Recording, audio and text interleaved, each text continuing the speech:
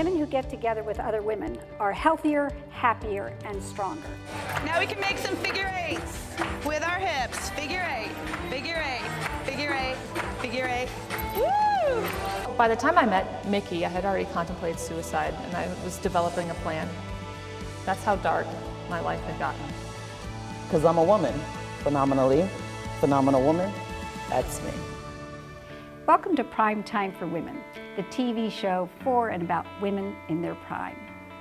If you've been watching this show regularly, you know that I'm a believer in possibilities, that I believe women in their prime can do whatever they set their minds to do, especially with the help, support, and encouragement from others. I was recently asked, since you think women in their prime can do anything, does that mean you are in denial about the aging process? Do you really think women in their 50s, 60s, and 70s are the same as women in their 20s or 30s? My answer, no, absolutely not. In fact, I think women in their prime, 50s, 60s, and 70s, are usually happier, more contented, know themselves better, and live more authentic lives than women who are still figuring out what matters to them, who the heck they are, and how they want to present themselves to the world. With that said, I'm not in denial about the aging process. I understand that telomeres universally shorten over time, which impacts cellular production. But that doesn't mean that one day we should wake up and declare ourselves old. No, on the contrary, this knowledge empowers us to take charge of our lives and decide to live more intentionally, more healthfully. Our first guest today, Dr. Rachel Day, is a dermatologist whose medical practice, OneSkin Dermatology, is based on empowering her patients to do just that, to live intentionally and healthfully. After her own journeys of ups and downs and struggling for perfection while facing unexpected challenges, she has found balance between her busy personal life as a wife and mother of a young family and a medical practice rooted in her belief that a purposeful partnership with patients is the foundation to achieving their skincare goals. So Dr. Day, thank you so much for being here today. Thanks so much for having me. So before we talk about your practice, OneSkin Dermatology, tell us a little bit about your background. As a little girl, what were your aspirations? Did you always want to be a doctor? So I'm actually a native New Yorker. I lived in the Bronx until I was 3. My mom met my stepdad, who's an immigrant for the Dominican Republic, and we moved to New Jersey, where my family still lives. So where I grew up was very similar to where I am now in Chambersburg, and there was a very stark lack of diversity in my community. And so my family really stood out, and I think that brought out those perfectionist tendencies in me. So I was always an athlete. I excelled in athletics and sports and really enjoyed volleyball and cheerleading, and ultimately went to college to play volleyball, but also academics. So I didn't really know what I wanted to be, but I kind of enjoyed all different things. I actually went to college in the business school, which is kind of funny now that I'm a business owner, but never pictured myself in this position. And throughout college, my parents, my dad's a doctor, my mom's a nurse, so that was really formative in kind of figuring out a path that seemed like there was a lot of guidance to go into. And that's kind of how I found my way into medicine, honestly. Okay. That's great. And where did you do your medical training and your residency? So I went to Cornell University in New York City, and then did my internship at Memorial Sloan Kettering and stayed at Cornell for dermatology residency. So then you went on, you started your medical practice, but you also have a family. You had a baby during your internship year. How did you do it all? I'm going to use the analogy of, I heard it recently, of a duck gliding across the water, right? It looks like it's so peaceful and so calm, but underneath its legs are like furiously going. Yeah. So that was my life for a really, really long time. And I think the honest truth is you never really have it all together, and it feels really important to say that. But I have a lot of support from my family. I have a wonderful partner, Mike, that we've grown in our relationship to allow space for each of us to do the things that we really want to do. That's great. And how did these experiences, you had twins and you started your practice, how did this shape your views in the practice that you wanted to have?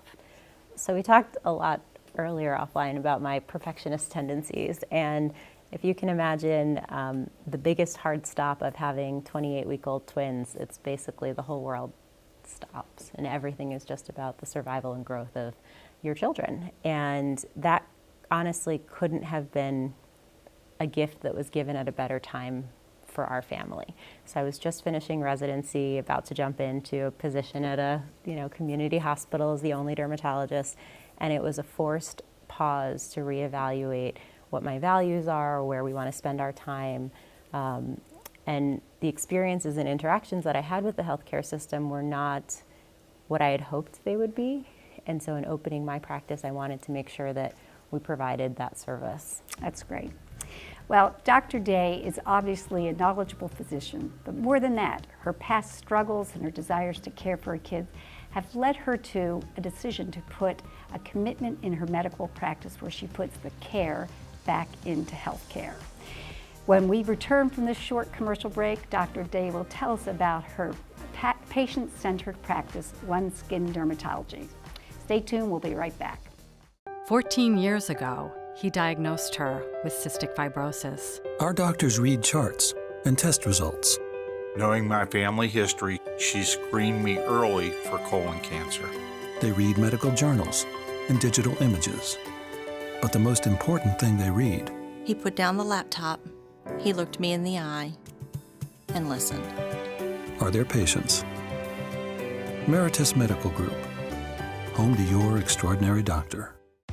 Seems like everyone you meet today claims to be a content creator. Well, at Antietam Media Services, we're much more than just content creators. We're producers, directors, and editors that are never afraid to roll up our sleeves and bring our expertise to you. From full-blown live multicam productions live streamed to the world, to single-camera commercial production, we've got the gear, we've got the people, and we've got the drive to give your event or business the exposure it deserves. We've been doing this since 1981, and Antietam Media Services has produced tens of thousands of hours of live content and thousands of commercials that put your name on the networks and on the digital platforms that provide you the biggest return on investment. It's a big world out there, and we're ready to help you tell your story. Call, email, or log on to AntietamMediaServices.com and tell us more about your project. 4 decades of experience and never afraid of a challenge. We're Antietam Media Services.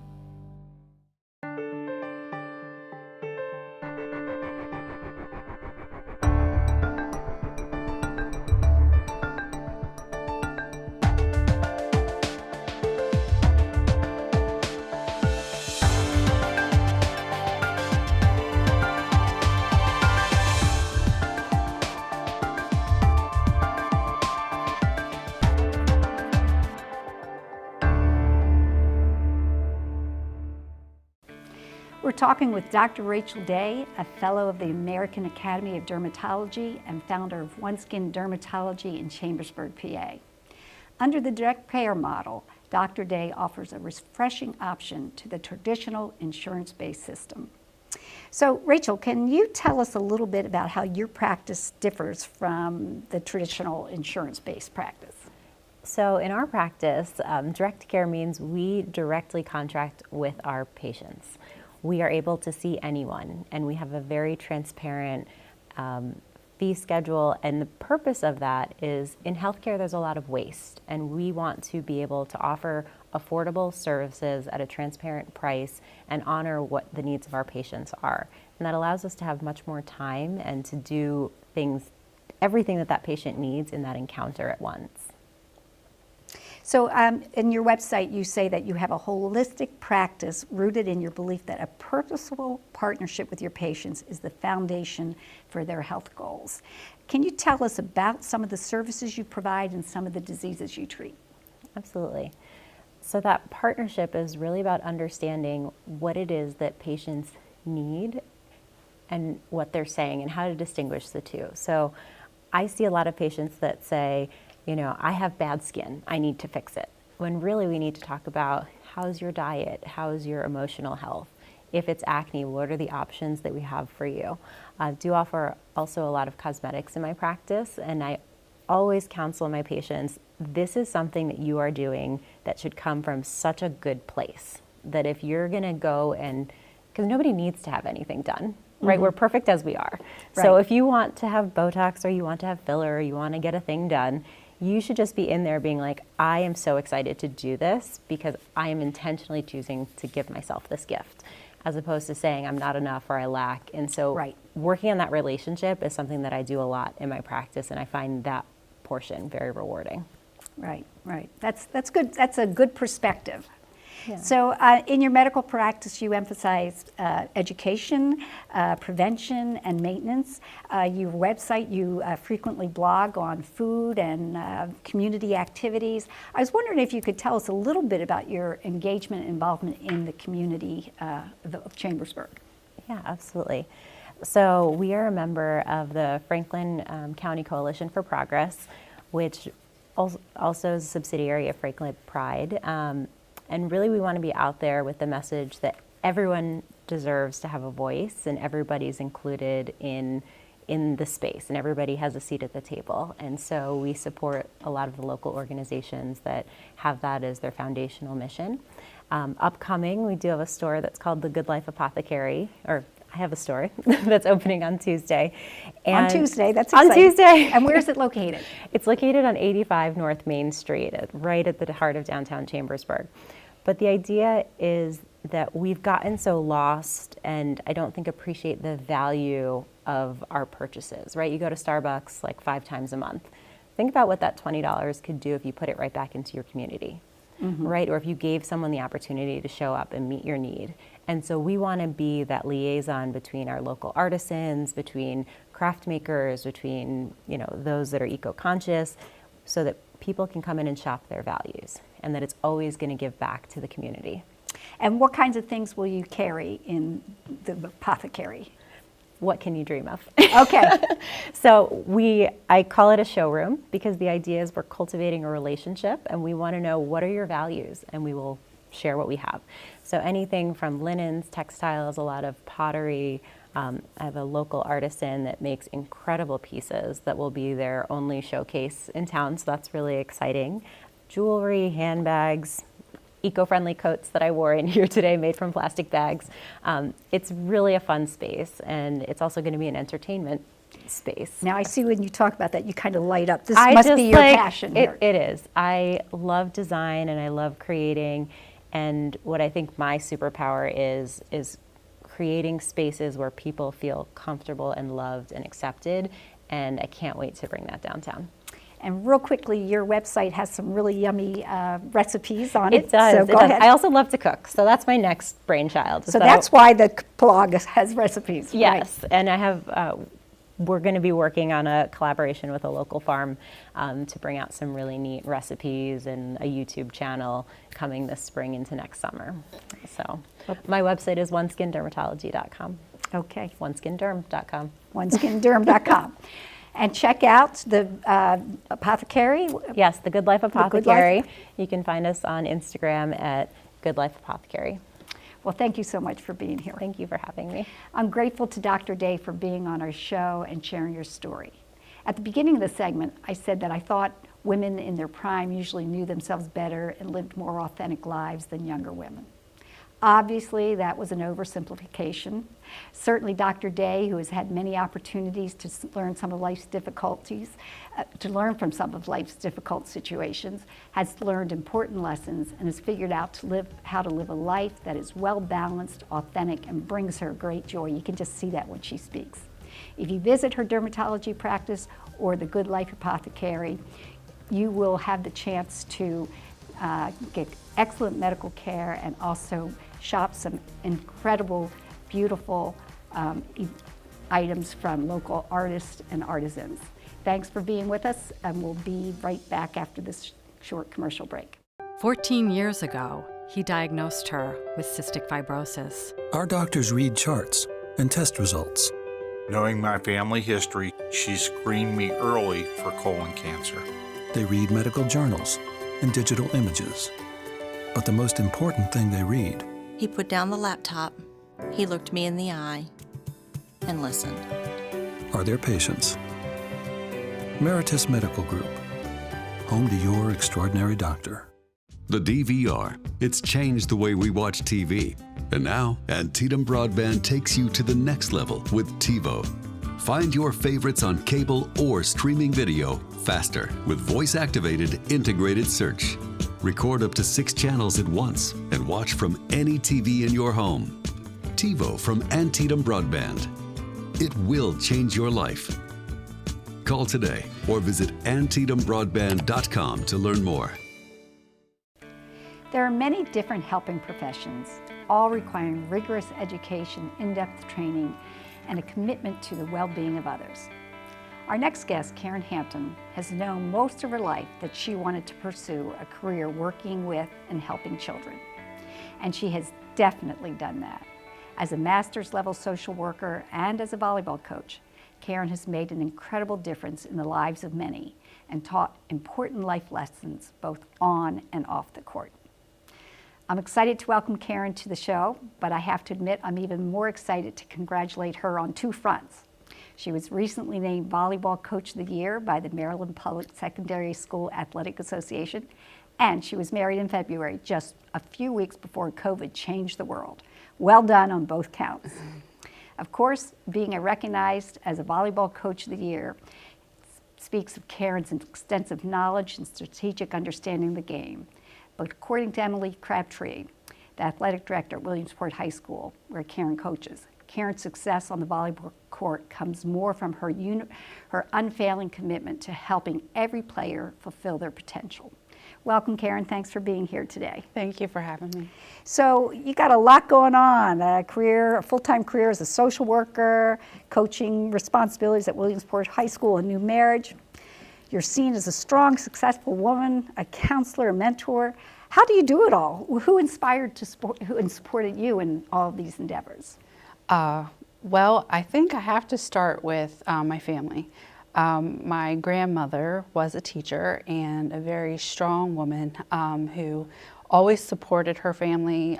She was very giving of others and very inspirational in just her character and how she loved everyone unconditionally.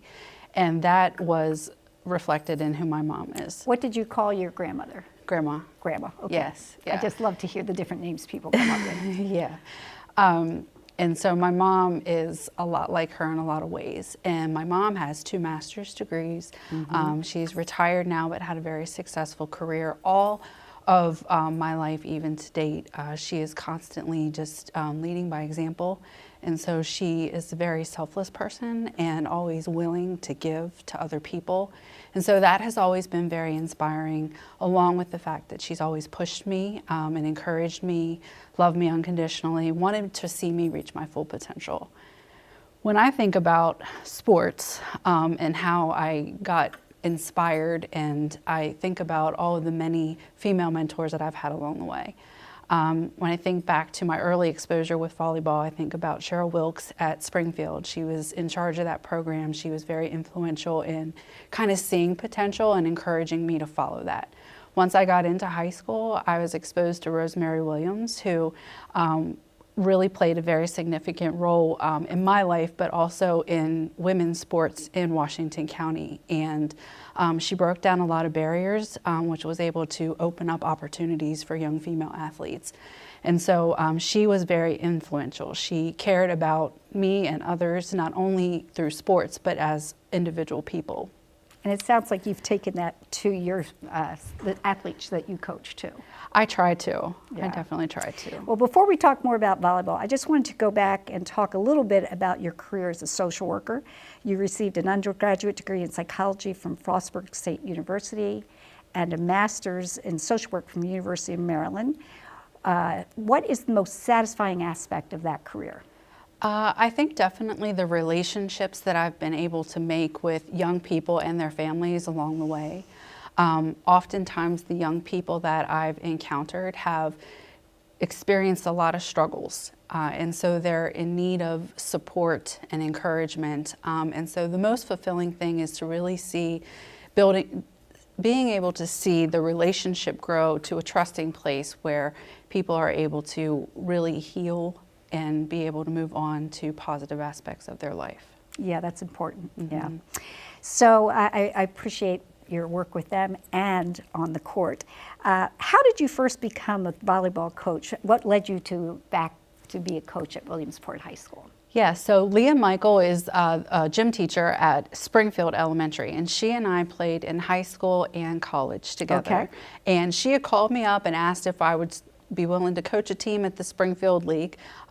Never really thought much about coaching, so I got started there, and then the JV coach position came open at the high school, and Emily had reached out and asked if I had any interest, and then I started coaching the JV team, and then I coached with Emily for 10 years, and then I guess 5 years ago I took over the program.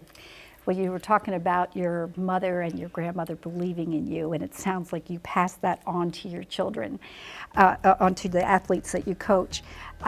In general, when somebody believes in us, we are more likely to be able to believe in others. When we come back from this short commercial break, Karen will tell us about her coaching achievements and how she helped her team believe in themselves. Don't go away, we'll be right back.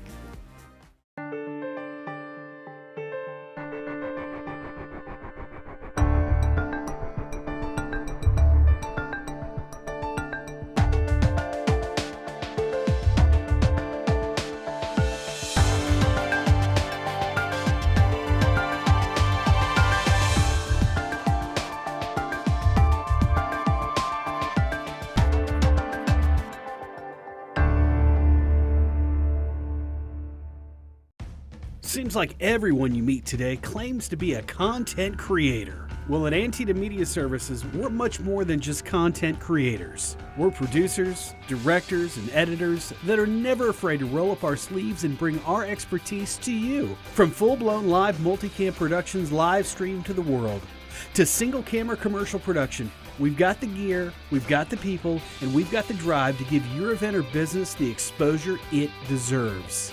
We've been doing this since 1981, and Antietam Media Services has produced tens of thousands of hours of live content and thousands of commercials that put your name on the networks and on the digital platforms that provide you the biggest return on investment.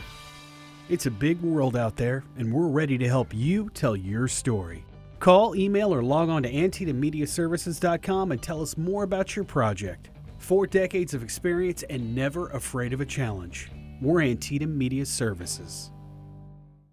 14 years ago, he diagnosed her with cystic fibrosis. Our doctors read charts and test results. Knowing my family history, she screened me early for colon cancer. They read medical journals and digital images. But the most important thing they read... He put down the laptop, he looked me in the eye, and listened. ...are their patients. Meritus Medical Group, home to your extraordinary doctor. I'm interviewing Karen Hampton, the 2019 Volleyball Coach of the Year. I can't wait to hear more about her success on the court and her coaching philosophy. Karen, in your first 4 years as the head coach at Williamsport High School, you guided the Wildcats to 2 Maryland State Championships, including a record-setting 15th state championship in 2018. What did these accomplishments mean to you? What did they mean to the players?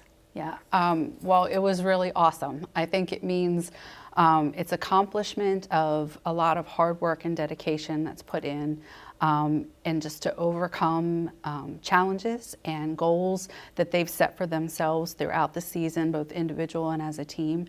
And so to really see it come all together on such a big stage for a state championship, it's really fulfilling, I think, as a coach, but also for the girls. Yeah, that's neat. Yeah. As you talk about your coaching, I was wondering if you have a particular philosophy and what important life lessons do you want to impart to your athletes? Yeah.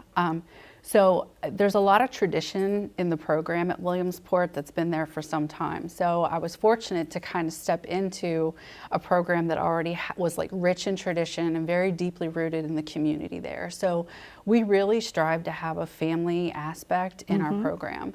And so a lot of what that looks like is, how do we take care of each other? How do we look out for each other?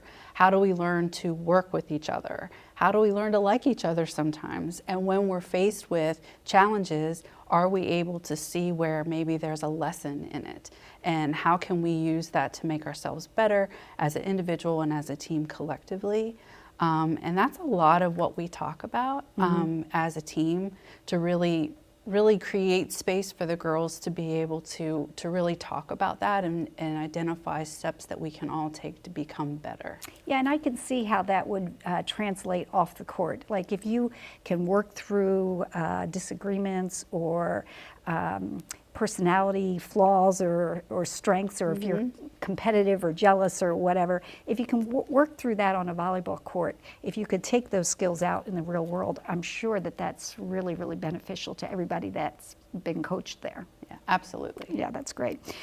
So besides athletic ability, what makes a successful volleyball team? Well, I think the aspect of that family kind of cohesiveness is so important. That, you know, there's not just one person on the team, it's all of us. And, you know, I always stress to the girls, whether you're the first one on the court or the last girl off the bench, we all matter. And I think that just being able to be able to be strong within our team, to support each other and to stay cohesive is really important. Yeah. So I was thinking about this as a former athlete myself and watching my 5 children compete in lots of different levels of sports. It seems to me like a successful coach, volleyball coach or any coach, has a unique ability to spur kids on to be competitive, but at the same time has to somehow say your particular performance isn't the end all and the be all, it's how you function as a team.